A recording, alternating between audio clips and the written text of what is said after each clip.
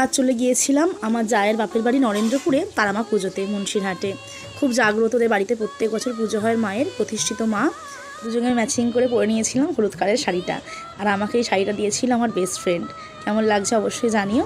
হলুদ রঙটা বরাবরই আমার খুব প্রিয়। এখানে জাঁকজমক করে পুজো হচ্ছে, আশপাশ থেকে অনেক মানুষ এসেছেন পুজো দিতে। তনু আমার জন্য নিয়ে চলে এসেছিলো ভেজ পকোড়া। এরপর অল্প করে একটু ফুচকা খেয়ে নিয়েছিলাম। তারপর সবার সাথে পরিচয় সারলাম। সবাই নতুন বউ দেখতে চাইছিল। জায়ের বাড়ির আত্মীয় স্বজন সবার সাথে কথাবার্তা বলে নিলাম। তারপর বসে পড়েছিলাম খেতে। যেহেতু ভিড় হয়ে যাচ্ছে, তো তানিয়া বললো দিদিভাই খেয়ে নাও। আমরা দুজনে খেতে বসে পড়েছি। মামনি, বাবা, তারপর মানা পিসি সবাই এসেছিলো। পিসিমণির ওদিকে বসেছিল, একসাথে আমরা দিকে বসে পড়েছিলাম। আর মায়ের প্রসাদ মানেই তা তো অমৃত। সত্যি এত সুন্দর হয়েছিল রান্নাগুলো, কি বলবো, ভাষায় বলে প্রকাশ করা যাবে না। খুব সুন্দর খেতে হয়েছিল।